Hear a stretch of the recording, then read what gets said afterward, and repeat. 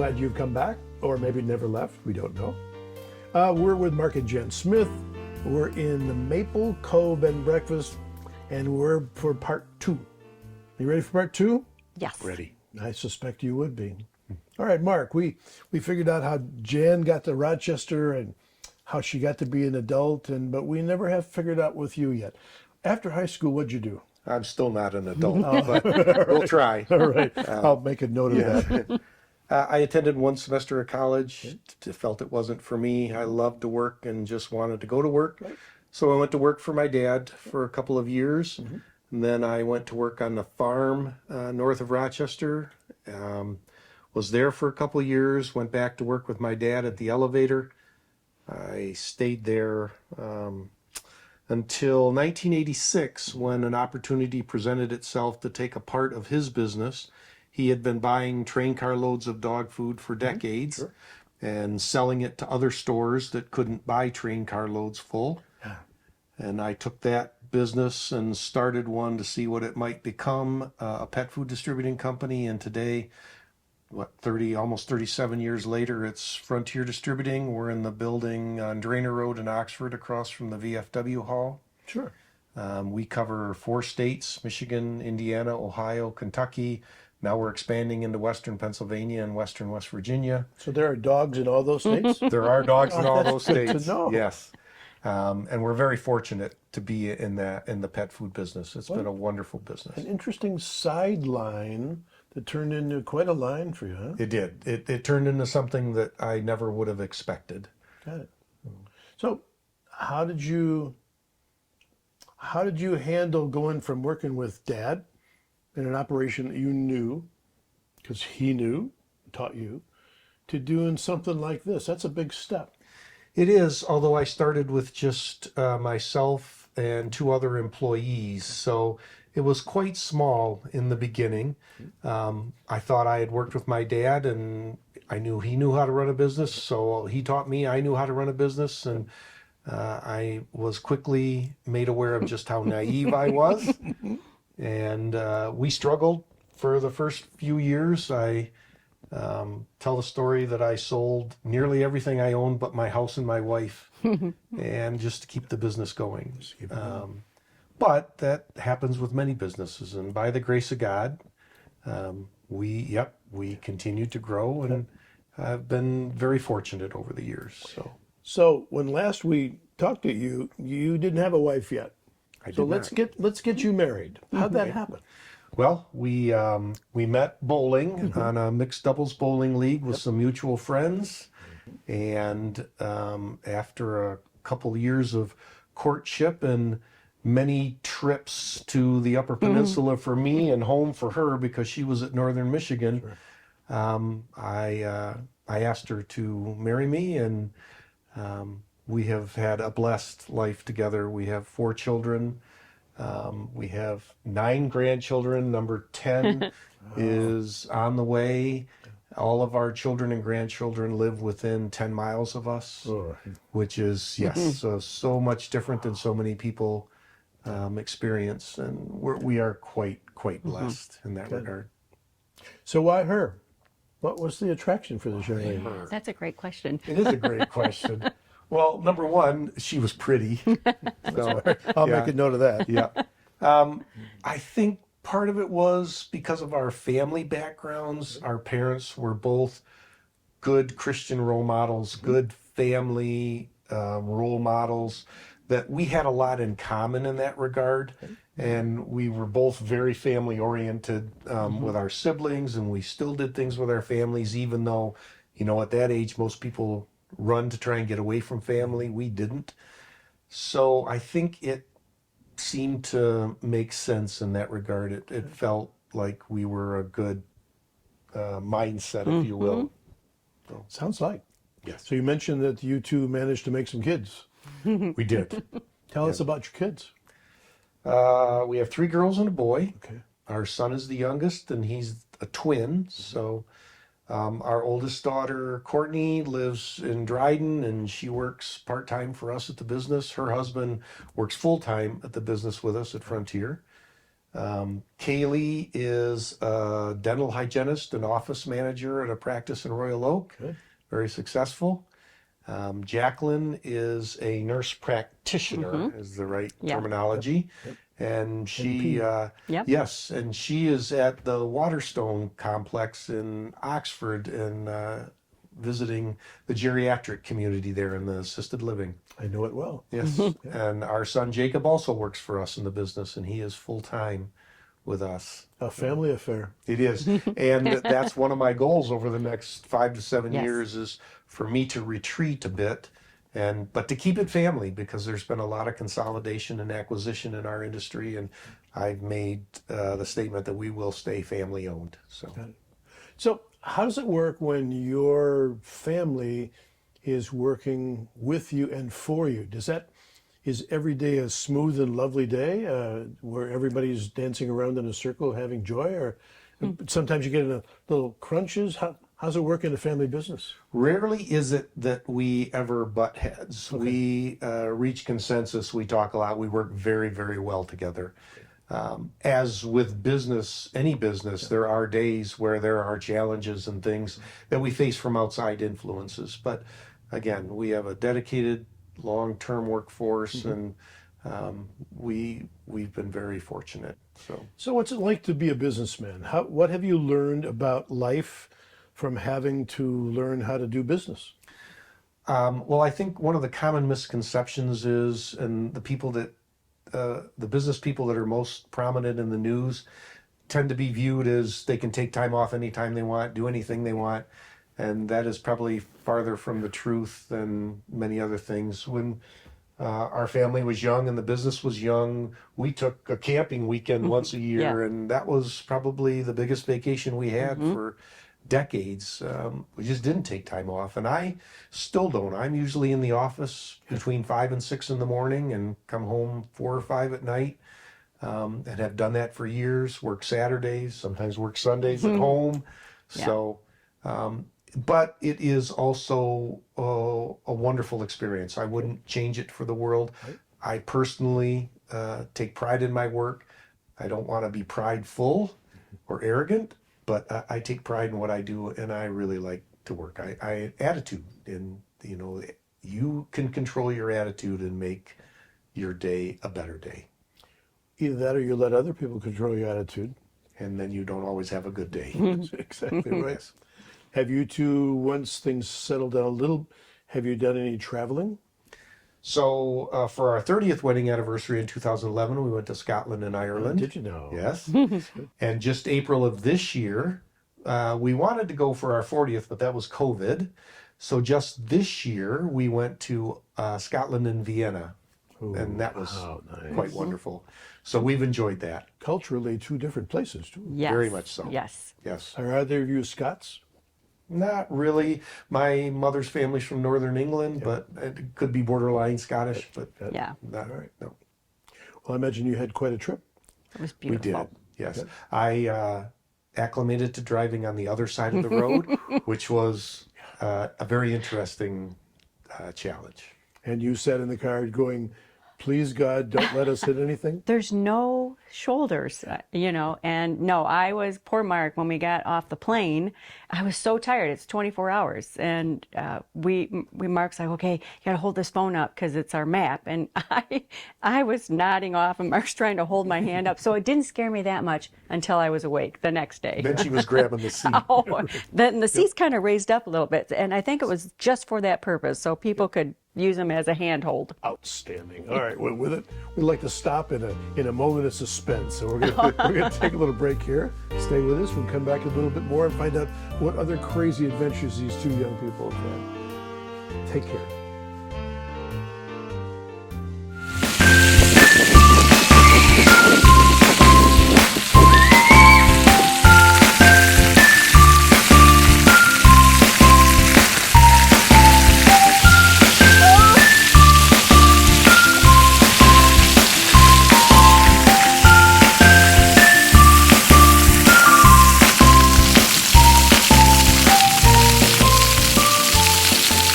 We're back.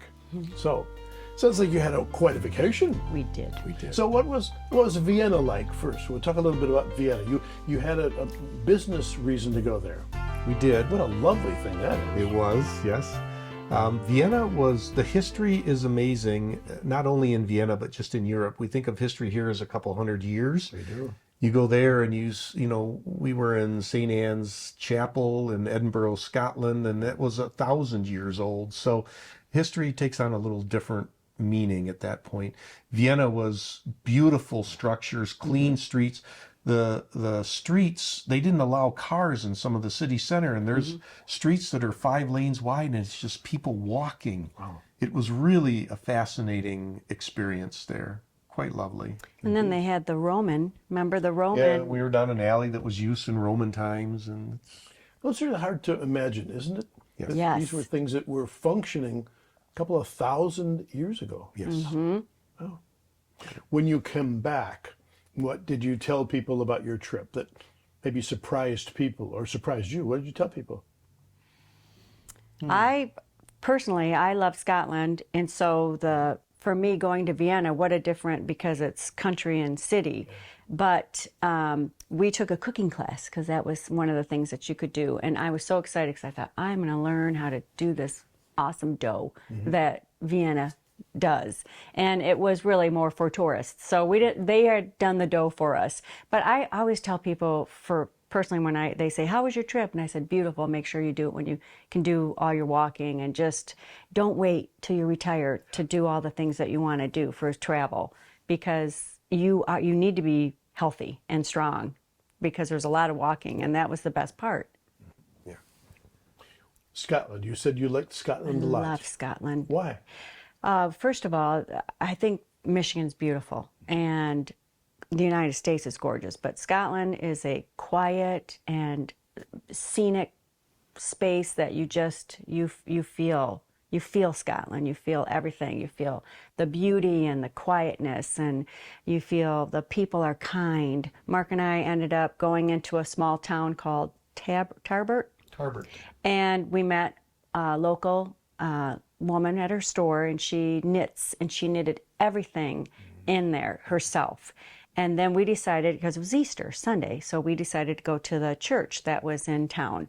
So we went to church and saw her and her almost 100-year-old mother there, and they recognized us, and we talked to everybody. And then the next day when we had breakfast at the castle, they were saying, oh, there's the Americans, because everybody in Tarbert was saying, we met those Americans that are staying with you. And it was just like friends. You were immediately encompassed in their community. And we're busy here, so you don't always have that, that sense of community that you did with them. Very laid back, and I loved it. So you were a phenomenon. You were the circus come to town. Yes. Yes. All right. Yes. And how about you? Scotland or Vienna? Which of the two made the most impact on you? It would have been Scotland. Yeah. It was. Yeah, that was magical. Driving on the opposite side of the road. Once you got on the road, it was fine. But when you went to turn out into traffic, I had to think about where's the car coming from and which lane am I going to go in. Yep. And which lane should I not go in? Yeah, right, exactly. So that was pretty fascinating. The food, because we were on a lake that was part of the Atlantic Ocean, we had seafood every day, which I loved. Yeah. So when it's fresh, it was wonderful. Small towns, towns of 1,400 people. Though. Did you two have any trouble with language? Because some of the Scots can be pretty thick.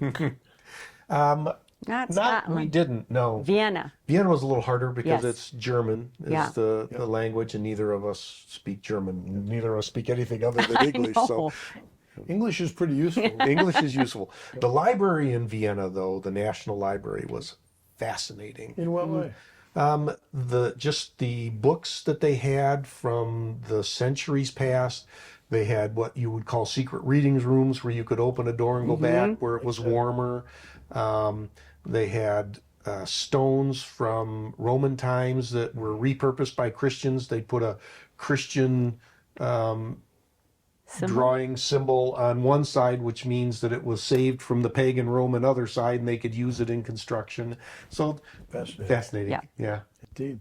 Life is life is good and we don't know much of it other than what our little part of the world. Right. Very true. Would you recommend to people that they go overseas just to do trips like yours, just to learn? Most definitely. Yeah, I would not shy away from it for a Do you have second. a plan for where to go next? Italy. My mom's from Italy, so her family was, and they didn't know much about them because my grandfather came over and he died when she was 10. So they were trying to tell us that they came to Ellis Island, they were Ramondes, and then they got changed to Raymond. So it would be interesting to try to see if we can find any history about my mom's side and her father's side too, as well. We do have roots that go deep, don't we? Yes, You yes. don't always know that, but they're there. Mm-hmm. All right. So you together. What are you doing during this time?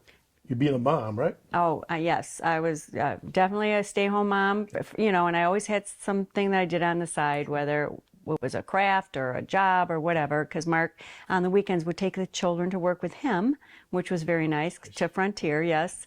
And I still remember one time when Mark called me and said, Jan, you got to come pick up Kaylee. She fell off one of the food Pallet racks. yes. And I think she broke her finger. And I'm like, oh my goodness. And I don't know, how old was she, Mark? 5 or 7. So I go there and she goes, my finger hurt, as her nose was like to the side. And I'm like, Mark, I think it's more than her finger that's broken. So, but he did. You know, taking the kids to work was another great thing, you know, because it taught them all how to be part of our business. So, Excellent. Good. yep. So then when the kids are grown, did you do things other than just be a mom? Not that being a mom is a small task. Correct. Did you have other roles? When they were all older, yes, I Did HR? I started working with Mark, and I did human resource because we were small then, and it was really nice. My job is, I told you, you know, it's just the path that led me here. I told Mark, I just want everybody to be happy and to enjoy their day. And so the big part of it was medical, you know, making sure our insurance was there. But my job was, I just was finding out what you needed. What do you want? How could you see yourself enjoying your job more? And I loved it. It was fun.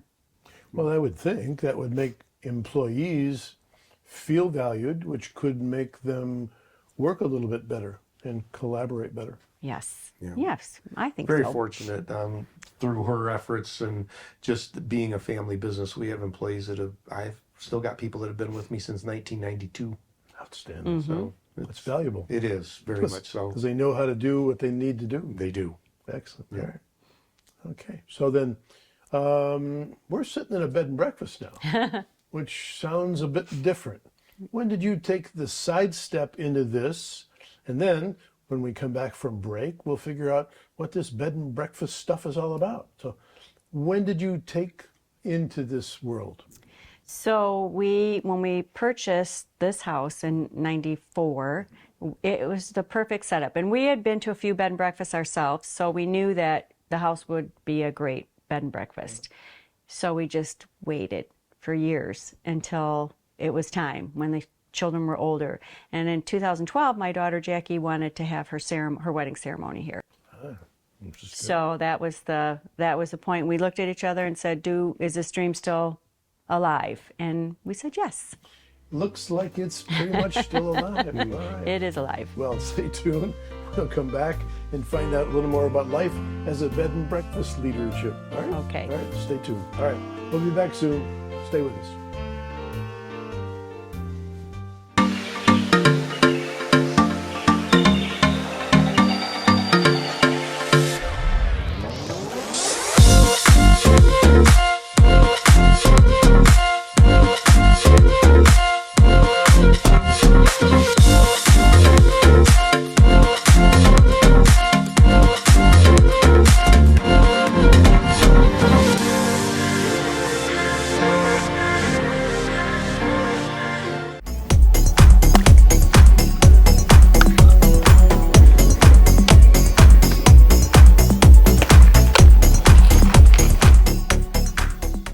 We're back.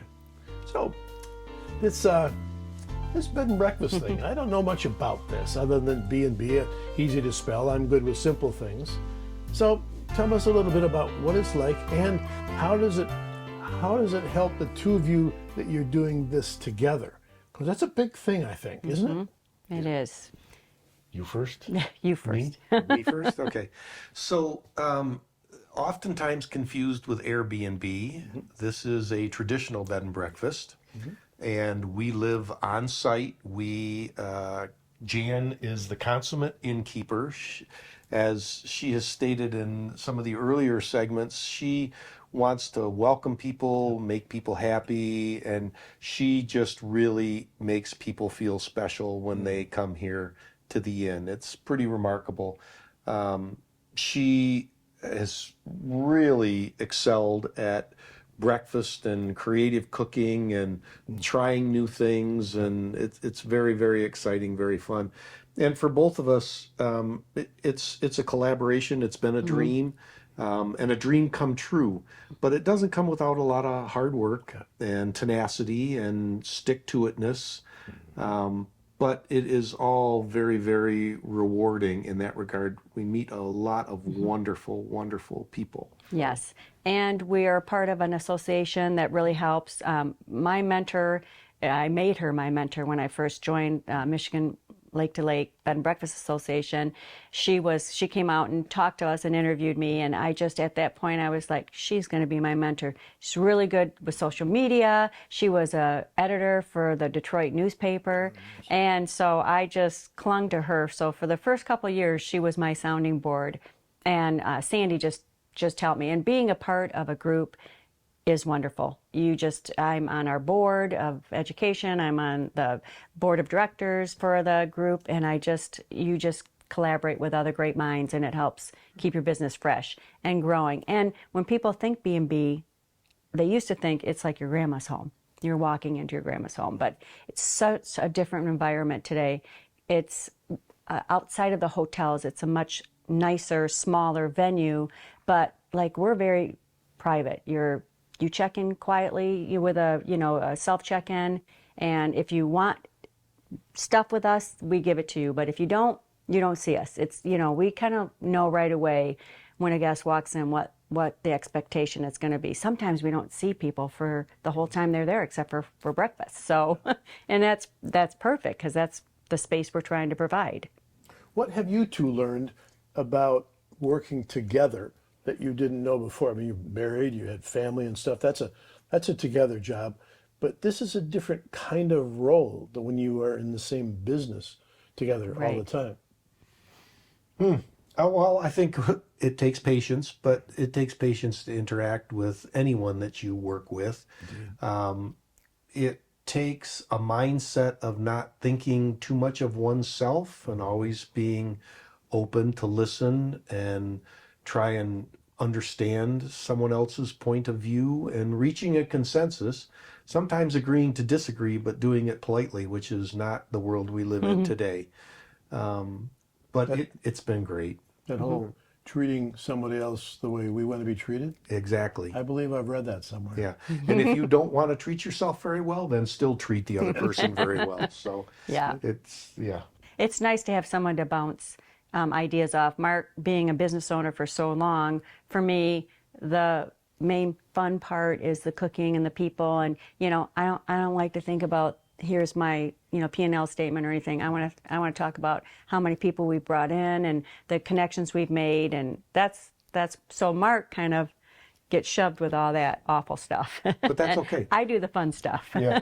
I love spreadsheets, so I could work in that world. That's my happy place too.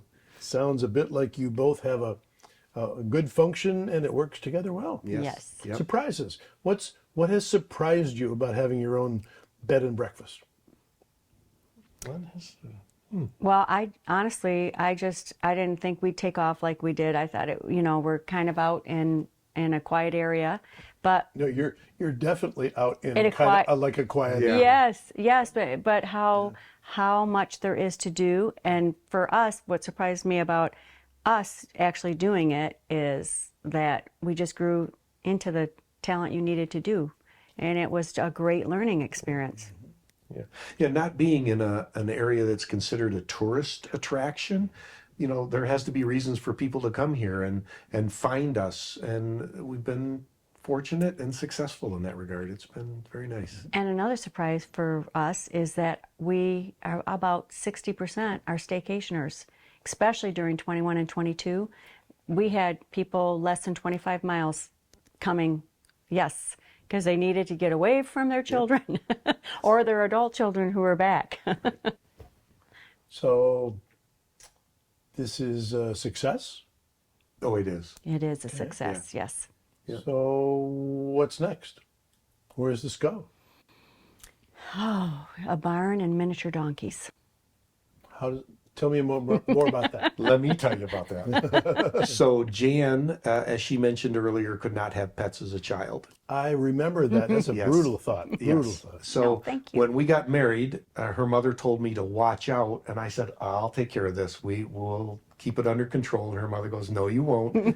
And so at our previous house, we had probably almost every pet known to man, and then some. Fortunately, I'm in the feed business, so that helps. We can accommodate that. But now Jan's goal, after having ferrets, guinea pigs, hamsters, Goats, sheep, birds, cows, goats, horses. sheep, cows, pigs. Well, those are mine. Yes, Chickens. Her focus is a miniature donkey. 2, because they can't be alone. 2. So Dual. Duo. yes, so we need to build a barn here and have a miniature donkey next. Of course. Without a barn, I mean, how could you Right. consider yourself? Correct. Wow. Honestly, I think it's like a great thing. People come and they're not used to chickens or anything, so they've watched me gather eggs. They visit the chickens, and I'm like, well, can you imagine if we had like sheep and goats and miniature donkeys? How fun that would be for them to come out and pet them and feed them. It'd be a whole new. And for Mark to fix fences. I was just noticing you're going, yeah, that's. I can see several tasks coming. Yeah, oh, yes. Ahead. Yes. So, an embellishment would be miniature donkeys and a barn to live them in. Yes. That's pretty cool. Yep. As an attraction. Yes. Well, and that's the fun stuff. But later, the goal is for Mark and I to slow down and do the traveling. We have a place up north now, and my brother's right next door. So we brought all the kids up recently, and it was just we're going in that direction. Not to move there, but just to have some more downtime for us. Do you ever have downtime here? Yes, because we can block off, or we have an in-sitter that will come out and take care of the inn, and Such we can things work. do exist. Yes, yes, An in-sitter. an Somehow in-sitter. I never knew that. How would those people know about this place? The people who are watching, how do they know? Well, they would either Google us, because we usually come up right away, and we're part of an association, and people look for it there. And, well, I wish we could have a sign, but we can't have a sign. That's a township thing. But I think word of mouth. Word of mouth is very big too. The people that are staycationers, that they talk to other friends in their circle. Network. Yeah, we have couples that have come here on their own, and then suddenly in a couple months later, they're back here with 4 of their friend couples, and they've taken the whole property, and they just relax by the pool and enjoy themselves, and it's quite remarkable. So that tends to be one of the best avenues we have. And relatively inexpensive, It is. Yes. since you don't even have to rent their mouths. Right. Right. This is good. All right. Yep. Well, this has been grand. Thank We're you. loving your place. We're loving your story. We're hoping the folks who are watching are saying, I maybe ought to think about figuring out where that place is, and we'll have information on our program. But we thank you for taking the time to talk with us, Thank you, Chuck. and we thank you all for watching. We hope that you are enjoying learning more about something you didn't know about. So, Chuck Cameron for Mark and Jen, saying we hope the rest of your day is a dandy. My Life, OCTV. See you next time.